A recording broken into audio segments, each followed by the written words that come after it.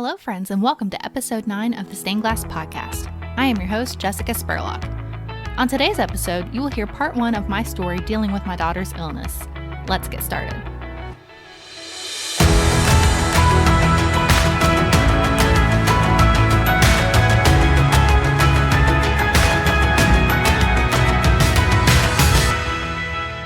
This was a very emotional and soul-searching series to write, record, and produce. I had forgotten many of the things that had happened during this time of our life. It was a very impactful experience, and I am not the same person I was before. God used it to change me for the better. And before I dig in, I want to begin with a prayer. I usually close with one, but the flow of the episode lends better to doing it first. So here we go. Dear Lord, I pray for the one listening to this episode of the Stained Glass Podcast. If they are dealing with the diagnosis of chronic illness of a loved one, please let them know that they are not alone. Of course you are with us all, but you have allowed others on earth to walk that journey too. Thank you for how you've grown me through this broken piece of my story. In your name I pray, amen. To recap episode 6, we struggled with infertility when trying to conceive our daughter, who is the oldest. It took us nearly 2 years before we finally got a positive pregnancy test result. Of course, we were overjoyed, but also terrified because we were about to become parents. It was a very easy pregnancy and delivery. A great experience overall, which was a gift because of the difficulty we had getting to that point and also the difficulty thereafter. What I mean is, she was a very colicky baby. From the time she was 3 weeks old until she was about 3 months old, she cried practically whenever she was awake. At least it felt like it anyways. The only thing that helped was dance parties listening to the Beatles 8 days a week on repeat. And she would start crying if another song played. At least she had a great taste in music, and still does. And the good news is that she started sleeping through the night at 4 weeks old because she wore herself out crying during the day. And come to find out, when I had my son, that she was lip-tied and had a hard time feeding and was probably getting extra air in her belly. And I even went to a lactation consultant 3 times, and they didn't tell me that. But after she was 3 months old, it was all over. Like someone flipped a switch, just in time for me to go back to work full time. After that, she was a fairly easy baby. A very intense personality, like most firstborns, but no complaints. She never got sick, no ear infections, and didn't spit up hardly at all, even during that colicky phase. All that changed when she was 15 months old. Her illness started in March of 2015. She started randomly throwing up, but acting fine otherwise. And she started randomly having diarrhea, still acting fine otherwise. Then she lost her appetite. Initially, doctors had said that there's just a really bad stomach bug going around that she just couldn't shake. But 3 weeks of these random stomach issues went by before the frequency had increased so much that she became dehydrated. She was also starting to lose weight at this point. We took her to the emergency room, and from there she was admitted for the first of her many hospital stays. We got into the hospital room at about 2:30 in the morning. It was a tiny hospital room with a twin-sized bed that had chrome rails that could be raised to create a crib. It was in the old wing of the children's floor. It also had painted ceiling tiles done by children who had stayed in the hospital. The tile above her crib was painted a bright emerald green with a yellow cross and said, "God is hope." It was painted by another little girl who shares our daughter's name.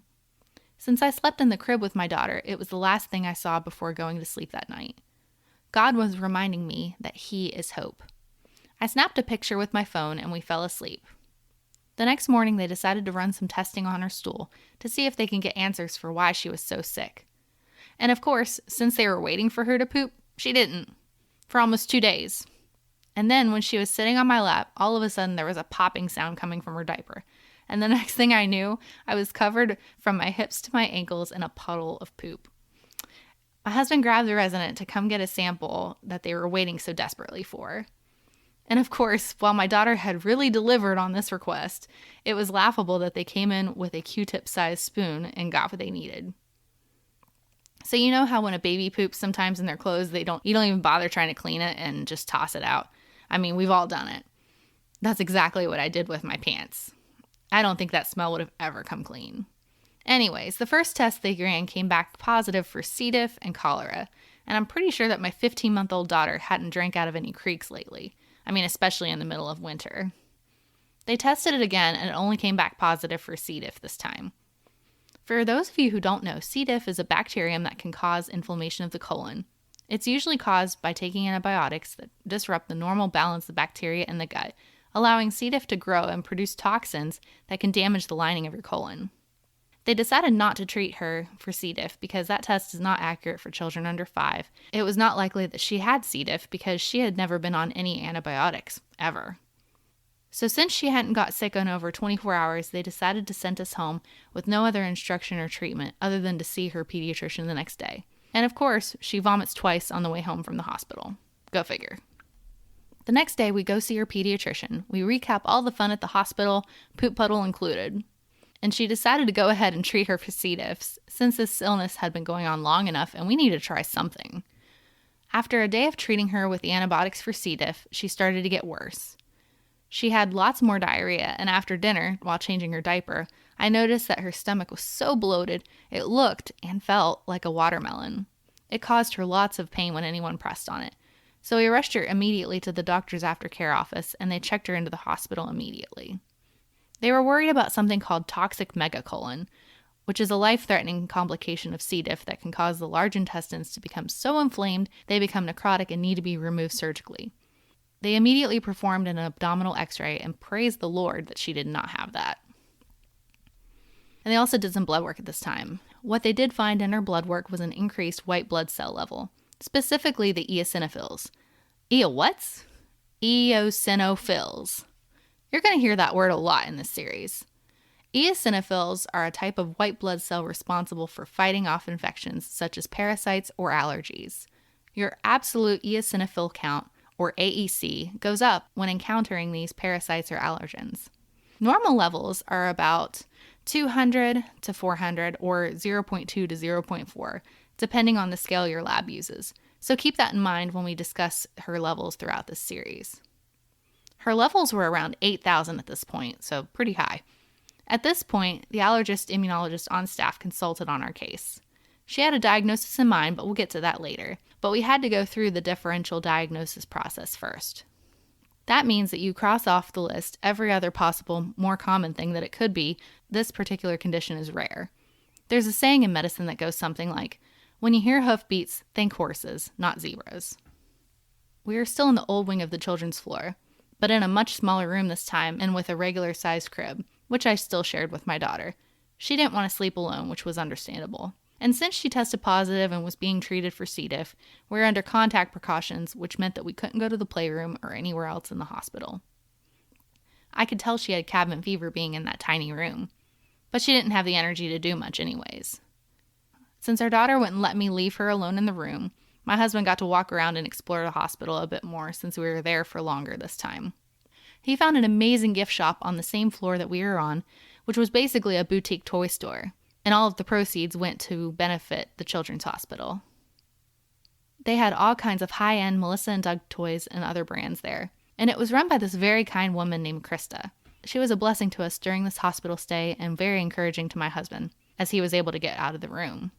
I think the Lord used her in this ministry, even though it may not seem like a ministry on the surface, to encourage depleted parents like us who are doing everything they can to help make our children better. After a few days in the hospital, she was still not improving on the C. diff treatment, so they decided to switch her to a stronger antibiotic. She wasn't eating much, and therefore her body wasn't wasting anything, so we spent a few days waiting for poop again to be tested for different parasitic infections. These tests take time because they have to be sent off to places like Mayo Clinic and grow for several days. So in the meantime, while waiting for results, since the low-hanging fruit was a parasitic infection, they decided to go ahead and treat her for that. They had to try something because she was getting worse every day. So the unfortunate thing is that she was taking some pretty serious doses of some pretty serious drugs. These antiparasitics were basically poison and didn't come in a dose small enough for her age. Her symptoms seemed to improve, and her blood work did slightly. The eosinophils were still high, around 6,000, but not nearly as high as they were when we first got there.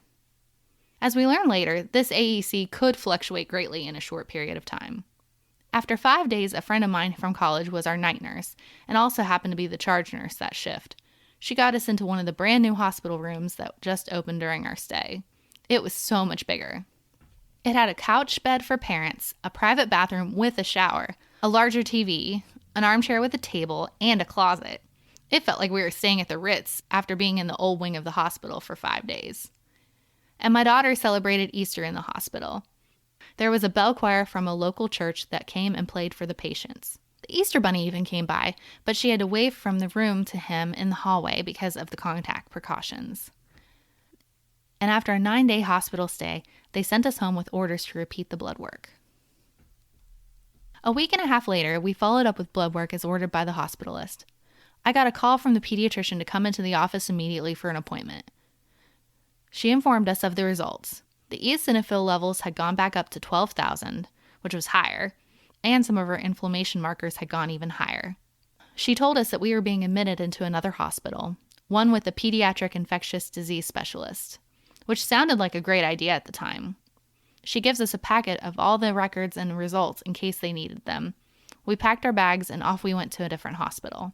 My daughter had fallen asleep, so I carried her across the parking lot, through all the registration hoopla, up to the 5th floor, and as I am walking through our hospital room to lay her down in the hospital crib, my tied tennis shoes come off my feet because they are stuck to the sticky floor. So gross. They also sent us up cold chicken strips and wet French fries for my daughter's dinner. Mind you, she wasn't eating much at all at this point, and so she had never had anything fried or breaded before. And she didn't care for it and didn't touch it. I guess this children's hospital thought all kids liked chicken strips and French fries. Side note, she loves them now. Anyways, a resident comes in and is so thorough that I mistook her for the infectious disease specialist. Then, a much older doctor enters the room. I think to myself, surely this must be the infectious disease specialist. But no. This doctor starts talking to us about leukemia and cancer and the tests involved with diagnosis, and his bedside manner left more to be desired. And I said, "Whoa, wait a minute. Why are you talking to us about cancer? Nobody said anything to us about cancer." He responded, "That's why you're here." And I said, "No, we're here to see an infectious disease specialist." I guess an oncologist got involved at this point to rule out any malignant causes for the high eosinophil counts, especially since her inflammation markers were so high. And thankfully, by the time we were ready to head down this path, we were assigned a different oncologist. That original oncologist was kind of a piece of work. And the infectious disease specialist was not much better. His thought was that she was just not treated with the antiparasitic drugs for a long enough duration. This doctor was so sure of himself that this was the cause. His resident was too. They were both fairly arrogant about it. So they tested her for even more parasites while we were in the hospital that took up to 10 days to return results. And they started her on another round of the antiparasitic medicine as a preemptive measure.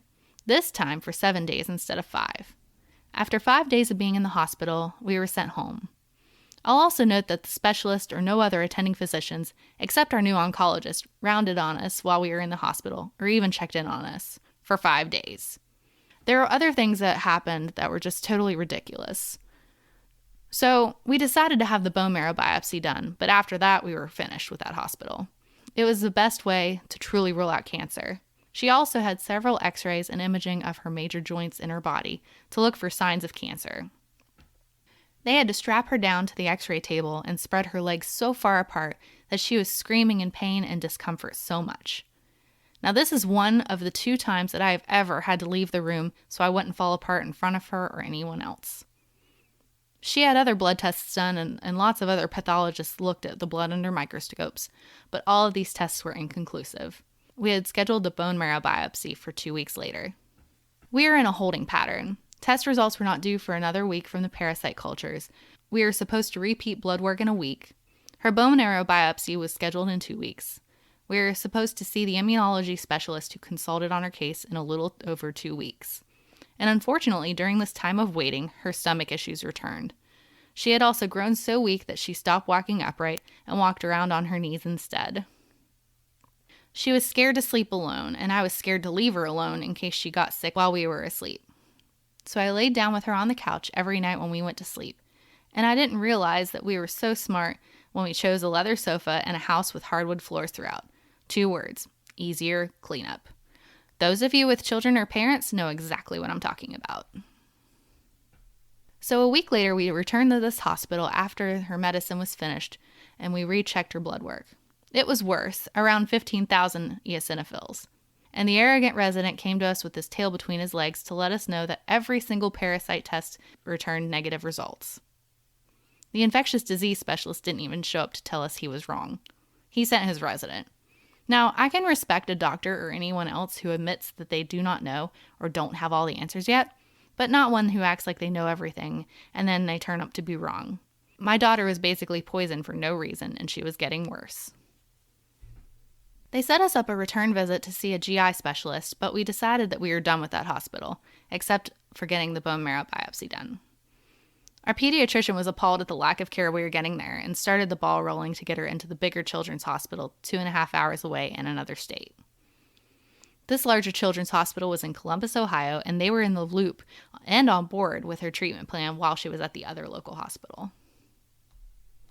We were supposed to have her bone marrow biopsy done, however, the oncology nurse told us that she could eat that day, which was not true. We didn't know, as she had never been put to sleep before, and really neither had we at that point. The day her biopsy was supposed to be done, we had her blood work repeated, since we were already there. It had skyrocketed. They rescheduled her bone marrow biopsy for a couple days later. She did fine with the bone marrow procedure, and they gave her some medicine to help calm her down. When I had to hand her off to the OR nurses, she was already asleep. This made the process much smoother than her kicking and screaming. They only had to do an aspiration, or a blood draw, from the bone marrow, and did not need a hard sample, which is a biopsy, because the cells looked, quote-unquote, good enough. So that meant an easier recovery time. She only needed a dose of Motrin that evening before bed. We had a visit scheduled with the local immunology and allergy specialist who consulted on her case in the hospital. She was amazing. She explained the eosinophils' roles in fighting infection and the differential diagnosis process to us, and some of the things that they were looking for, some of the diseases they had already crossed off, and she had done her fellowship in Columbus, the hospital that we were going to visit later in the week for the GI visit. While we had a lot of concerned friends and people praying for us, unfortunately we had to deal with people on the outside of our situation who thought they knew better than us and told us that we were bad parents and not doing enough for our daughter's well-being. Some would make insensitive comments on Facebook posts. One time, right before we were heading to this appointment out of town, we were having a great day together as a family. My daughter hadn't got sick that day, and her energy returned enough for us to go to church, to go to lunch at Olive Garden for spaghetti, her favorite, and to go to Toys R Us to pick out some toys.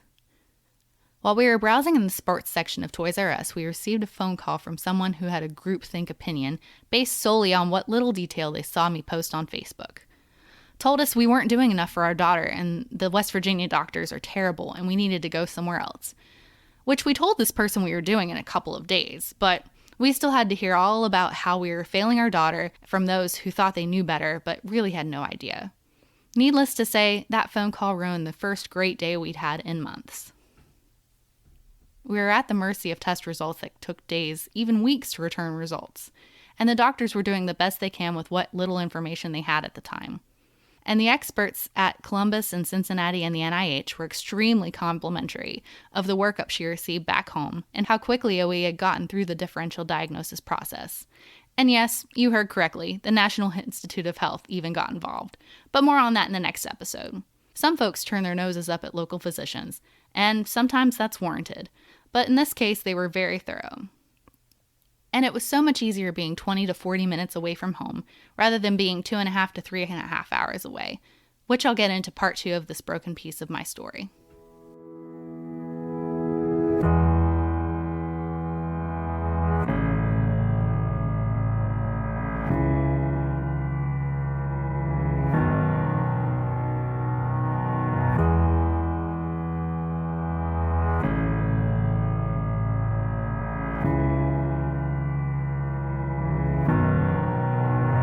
I tried so very hard not to put my hope into blood work numbers and test results. I tried to put my hope in the Lord, because as He conveyed to us through the ceiling tile on our daughter's first hospital room, He is hope. A good friend sent me Psalm 62 at the onset of my daughter's illness. Here are verses 5 through 8. My soul, wait in silence for God only, for my hope is from Him. He only is my rock and my salvation, my stronghold. I shall not be shaken. On God my salvation and my glory rest. The rock of my strength, my refuge is in God. Trust in Him at all times, O people. Pour out your heart before Him. God is a refuge for us. In 2015, my word for that year was rest. Every day that year, I journaled that word and studied the scripture, hymns, and other resources on what it means to rest. During this trial in my life, I got plenty of opportunities to practice resting in the Lord. I believe that God wired me to be able to approach this situation logically, like an engineer, and to not get extremely emotional about it. Not because I'm a cold-hearted person, but because I relied heavily on His strength that He provides. He carried us through the entire thing, carried us through some of the hardest things I have ever done in my life. Granted, there are so many times when the walls would crumble and I would fall apart. Dams can only hold back so much water, no matter how strong they appear to be. When my husband and I waited a long time while trying to conceive our daughter, this was not how I pictured things happening. When I would feel her move inside me, I knew she was a very strong little girl, but I never dreamed that I'd have to physically hold her down and fight that very same strength in order to heal her. She was never sick as a baby, never spit up until she was almost 3 months old, and really that was because of vitamins, not because of anything else. And she hardly ever spit up after that. She ate all of her foods with no problems, and she loved all the foods for the most part. She never had a stomach bug or threw up until this. I felt like I did everything right, and still this happened to her. And there are times when I would get so angry, feeling like I can't make sense of my own life anymore. Like someone tore up these pages of my life story and threw them on the ground like confetti. But praise the Lord that He is a very large glue stick. It may not read the same way after He is done with it, but it turns out just the way it was meant to be. Beautiful. In the next episode, you will hear part 2 of this trilogy story series and how we moved from rock bottom with her illness to diagnosis to treatment, and how some of the top doctors in the nation got involved. It drops in 2 weeks. Until then, this has been Jessica Spurlock with the Stained Glass Podcast. Go be a blessing.